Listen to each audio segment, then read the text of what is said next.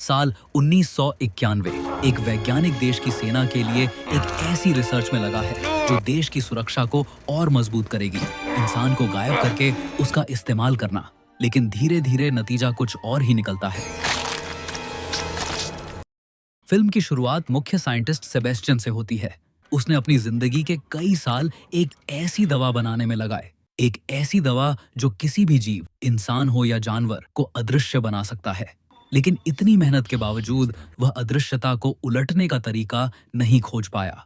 वह 1 साल से इस प्रोजेक्ट पर काम कर रहा था, फिर भी उसका आत्मविश्वास बना रहा और वह लगातार समाधान खोजने की कोशिश करता रहा। अपनी लगन और मेहनत के बल पर आखिरकार वह एक ऐसा इलाज बनाने में सफल हो गया जो अदृश्यता को सामान्य रूप से वापस लाने में सक्षम था। इससे पहले वैज्ञानिक ने इस सीरम का परीक्षण जानवरों पर किया था, जिससे वे अदृश्य हो गए थे, और अब वापस विजिबल करना चाहता था। अपना इलाज सफलतापूर्वक बनाने के बाद उसने यह खबर अपने साथी वैज्ञानिकों के साथ साझा की। उसने सभी को प्रयोगशाला में बुलाया, जहां उनके पास एक अदृश्य गोरिल्ला था। काफी संघर्ष के बाद उन्होंने उसे शांत करने वाली दवा, ट्रैंक्विलाइजर, दी। उसके बाद उसके हाथ पांव को एक बिस्तर से बांध दिया गया। फिर उसे वह दवा इंजेक्ट की गई जो सेबेस्टियन ने अदृश्यता को पलटने के लिए बनाई थी। जैसे ही दवा इंजेक्ट हुई, गोरिल्ला दर्द और असहजता में आ गया। उसकी हृदय गति अचानक तेज हो गई। उसकी हालत देखकर ऐसा लग रहा था कि शायद गोरिल्ला बच नहीं पाएगा। लेकिन वे लोग गोरिल्ला को बचाने की कोशिश करते हैं और उसके दिल पर डिफिब्रिलेटर का इस्तेमाल करते हैं। इसके बाद धीरे धीरे गोरिल्ला की हृदय गति सामान्य होने लगती है। कुछ ही समय बाद उसका पूरा शरीर धीरे धीरे दिखाई देने लगता है और गोरिल्ला फिर से पूरी तरह से विजिबल हो जाता है। अपनी सफलता देखकर सभी बहुत उत्साहित हो जाते हैं, क्योंकि उनका आविष्कार और प्रयोग सफल हो गया था। यही पता चलता है कि ये सारे प्रयोग सैनिक विभाग, मिलिट्री के लिए किए जा रहे थे। उनके साथ एक मीटिंग होती है जहां सेबेस्टियन झूठ बोल देता है और कहता है कि उसे अभी तक कोई सफलता नहीं मिली। वह प्रोजेक्ट पूरा करने के लिए थोड़ा और समय मांगता है। सेना का अधिकारी कहता है कि वह पहले ही बहुत समय ले चुका है और अगर प्रगति नहीं दिखी तो उसकी जगह किसी और को रख देंगे।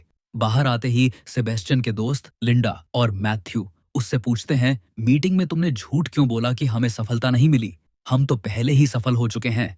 सेबेस्टियन जवाब देता है, क्योंकि मैं इस दवा को एक मानव पर टेस्ट करना चाहता हूं, और वह मानव खुद सेबेस्टियन होने वाला था। इसके बाद वह अपने बाकी सहकर्मियों के साथ एक और मीटिंग आयोजित करता है और वहां भी झूठ बोलता है। वह कहता है कि सेना ने उन्हें दवा को मानव पर टेस्ट करने की अनुमति दे दी है। असल में ऐसा कुछ भी सच नहीं था। फिर वह कहता है, मैं इसे खुद पर टेस्ट करना चाहता हूं। लिंडा और मैथ्यू भी उसके निर्णय का समर्थन करते हैं, हालांकि यह निर्णय झूठ पर आधारित था। फिर सेबेस्टियन खुद को वह दवा इंजेक्ट करवा देता है। सीरम इंजेक्ट होते ही उसे बेहद दर्द होता है, जब तक कि वह पूरी तरह से इनविजिबल नहीं हो जाता। लेकिन इस प्रक्रिया के दौरान वह अनकॉन्शियस भी हो जाता है। उसे होश में आने में पूरे 17 घंटे लगते हैं। जब वह होश में आता है तो उसे रोशनी सहन करना मुश्किल लगता है। वह लाइट्स बंद करने के लिए कहता है और लाइट्स बंद कर दी जाती हैं। सेबेस्टियन अब पूरी तरह अदृश्य हो चुका था।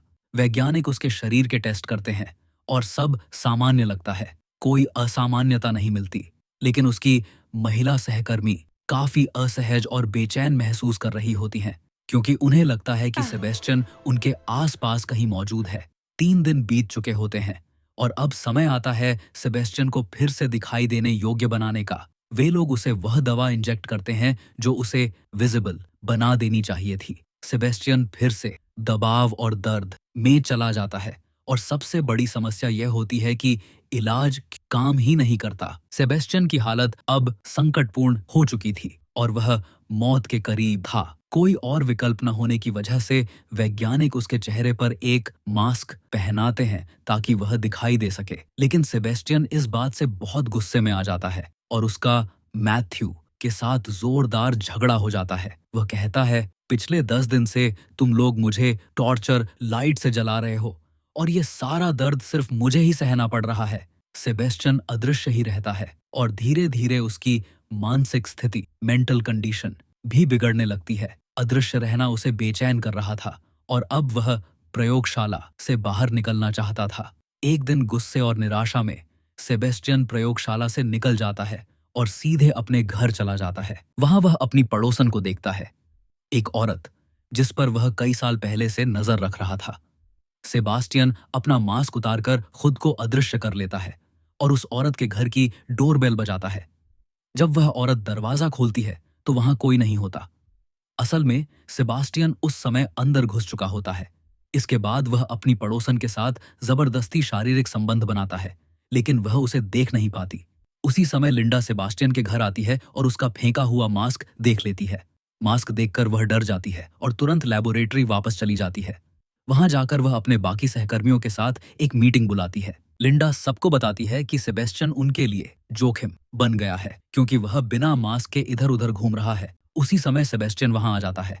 लिंडा उसे चेतावनी देती है कि अगर उसने दोबारा ऐसा किया तो वह उसकी शिकायत मिलिट्री से कर देगी। सेबेस्टियन उसकी बात मान लेता है, लेकिन फिर भी सभी के मन में डर बना रहता है क्योंकि सेबेस्टियन की मानसिक स्थिति स्थिर नहीं थी, मेंटल कंडीशन स्टेबल नहीं थी। इसलिए सभी ने तय किया कि सेबेस्टियन पर हमेशा नजर रखी जाएगी। प्रयोगशाला में एक कैमरा लगा हुआ था जो सेबेस्टियन को उसकी अदृश्य स्थिति में भी पहचान सकता था। सेबेस्टियन को पता था कि उस पर नजर रखी जा रही है, इसलिए वह प्रयोगशाला से बाहर नहीं जा पा रहा था। फिर वह कैमरे की सेटिंग्स के साथ छेड़छाड़ करता है और अपनी एक लूप रिकॉर्डिंग चलाता है। इससे बाकी लोगों को लगता है कि वह अभी भी प्रयोगशाला में ही है और इसी मौके का फायदा उठाकर वह चुपके से बाहर निकल जाता है। वह सीधे लिंडा के घर पहुंचता है। वहां जाकर उसे पता चलता है कि लिंडा और मैथ्यू का अफेयर चल रहा है। यह जानकर सेबेस्टियन का गुस्सा फूट पड़ता है क्योंकि उसके दिल में लिंडा के लिए भावनाएं थीं।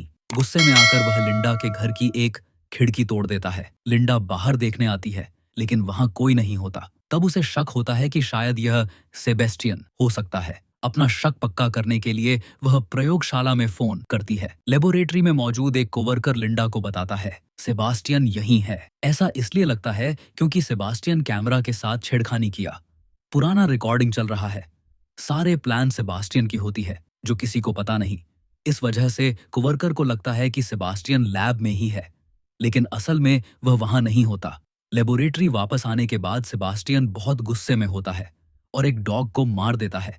अगली सुबह जब वेटेरिनेरियन एनिमल्स को खाना देने आती है तो उसे वह मरा हुआ डॉग मिलता है और वह सेबास्टियन से पूछती है। सेबास्टियन जवाब देता है, मुझे इसके बारे में कुछ नहीं पता। सच जानने के लिए वह सारी वीडियो रिकॉर्डिंग्स चेक करती है, लेकिन उसे कोई भी प्रूफ नहीं मिलता। उस रात सेबास्टियन फिर से लिंडा के घर चला जाता है। लिंडा को महसूस होता है कि घर में कोई मौजूद है और उसे शक होने लगता है। इस बार वह खुद लेबोरेटरी जाकर चेक करने का फैसला करती है। वहां जाकर उसे पता चल जाता है कि सेबास्टियन ने सबको धोखा दिया है। वह लैब में बिल्कुल नहीं है। फिर लिंडा डिसाइड करती है कि वह अपने सीनियर डॉक्टर को सब कुछ बताएगी। लिंडा और मैथ्यू सीनियर डॉक्टर से मिलते हैं और पूरी सच्चाई बता देते हैं। यह सब सुनकर डॉक्टर बहुत गुस्सा हो जाता है और वह लिंडा और मैथ्यू को प्रोजेक्ट से हटा देता है। जैसे ही वे बाहर निकलते हैं, डॉक्टर बाकी सहकर्मियों को स्थिति बताने ही वाले होते हैं, लेकिन उनकी फोन लाइन बंद हो जाती है। इसी बीच सेबेस्टियन वहां आ जाता है। वह सीनियर डॉक्टर को डुबोकर मार देता है। अगली सुबह सेबेस्टियन फिर से प्रयोगशाला लौट आता है। लिंडा और मैथ्यू सीनियर डॉक्टर के कॉल का इंतजार कर रहे थे क्योंकि उसी दिन मीटिंग होनी थी, लेकिन कॉल नहीं आता क्योंकि सीनियर डॉक्टर अब मर चुके होते हैं। लिंडा फिर डॉक्टर को कॉल करके पता लगाती है कि वह डूबकर मारे गए हैं। इसके बाद लिंडा तय करती है कि अब वह प्रोजेक्ट का सच सबको बताएगी। अब तक केवल प्रयोगशाला के सहकर्मी ही सेबेस्टियन की अदृश्यता, इनविजिबिलिटी के बारे में जानते थे। बाकी सभी अनजान थे। फिर वह कॉल करने की कोशिश करती है, लेकिन फोन लाइन फिर से बंद होती है। वे लोग प्रयोगशाला छोड़ने की कोशिश करते हैं, लेकिन कोई भी दरवाजा नहीं खुलता क्योंकि सेबेस्टियन ने सभी डोर लॉक कोड्स डीएक्टिवेट कर दिए थे। केवल सेबेस्टियन का कोड ही अभी भी सक्रिय रहता है। सभी तय करते हैं कि किसी भी कीमत पर सेबेस्टियन को पकड़ना होगा क्योंकि वह अभी भी प्रयोगशाला में मौजूद है। सेबेस्टियन अपनी एक महिला सहकर्मी की हत्या कर देता है जो प्रयोगशाला में अपनी छोड़ी हुई कोई चीज लेने लौटी थी। वे जानते हैं कि सेबेस्टियन उन्हें एक एक करके मार डालेगा क्योंकि वह नहीं चाहता कि किसी को भी उसके अदृश्य होने का रहस्य पता चले। वे प्रयोगशाला में मौजूद एक उपकरण का उपयोग करके सेबेस्टियन का पता लगाते हैं। उनमें से दो उसे पकड़ने जाते हैं, मैथ्यू और उसका एक दोस्त। सेबेस्टियन मैथ्यू के दोस्त को घायल कर देता है। मैथ्यू फिर सेबेस्टियन पर गोली चलाता है, लेकिन गोली उसे नहीं लगती। सेबेस्टियन की आकृति एक पल के लिए दिखाई देती है और फिर वह भाग जाता है। मैथ्यू के दोस्त का बहुत खून बह चुका है और उसे तुरंत रक्त चढ़ाने की जरूरत है। तभी लिंडा की एक सहेली खून लेने जाती है और सेबेस्टियन उसे घेर लेता है और वह उस युवती की हत्या कर देता है। उसी समय मैथ्यू का दोस्त भी मर जाता है। अब केवल 3 लोग बचे हैं, लिंडा, मैथ्यू और उनका एक दोस्त। इसके बाद वे लिंडा की उस सहेली की तलाश करते हैं जो खून लेने गई थी। उन्हें उसका शव कोल्ड स्टोरेज रूम में मिलता है। इसके अलावा सेबेस्टियन लोहे की छड़ से तीसरे जीवित बचे व्यक्ति की हत्या कर देता है। सेबेस्टियन मैथ्यू को भी घायल कर देता है जब वह अपनी सहेली को बचाने की कोशिश करता है। सेबेस्टियन लिंडा और मैथ्यू को एक फ्रीजिंग कोल्ड रूम में बंद कर देता है और कूलिंग सिस्टम चालू कर देता है। उसका मकसद उन्हें ठंड से मारना होता है। फ्रीजर का तापमान धीरे धीरे गिरता जा रहा होता है। घायल मैथ्यू बेहोश पड़ा होता है। तब सेबेस्टियन फिर से प्रकट होता है, अपने अगले कदम के लिए पूरी तरह तैयार। वह रसायनों का इस्तेमाल करके एक बॉम्ब बनाता है और टाइमर सेट करके वहां से चला जाता है। इस बीच लिंडा अब भी दरवाजा खोलने की कोशिश कर रही होती है और इस बार वह सफल हो जाती है। दरवाजा खुल जाता है। दरवाजा खोलते ही वह मैथ्यू को कमरे से बाहर खींच लेती है। उसका शरीर बहुत जमा हुआ होता है, इसलिए लिंडा उसके पास आग जलाती है। अब लिंडा सेबेस्टियन को ढूंढने निकलती है। सेबेस्टियन एलिवेटर में होता है और लिंडा दरवाजे बंद होने से पहले सेबेस्टियन को जला देती है। सेबेस्टियन आग में घिर जाता है और उसका शरीर जलने लगता है। आक्रामक और घायल सेबेस्टियन अपनी बदला लेने की चाह में लिंडा को मारने की कोशिश करता है, लेकिन लिंडा उसके ऊपर फायर करते रहे। सेबेस्टियन अब धीरे धीरे इनविजिबल हो जाता है या इधर फायर के बजाय पानी गिर शुरू हो जाता है। तभी ओह लिंडा पर अटैक करता है।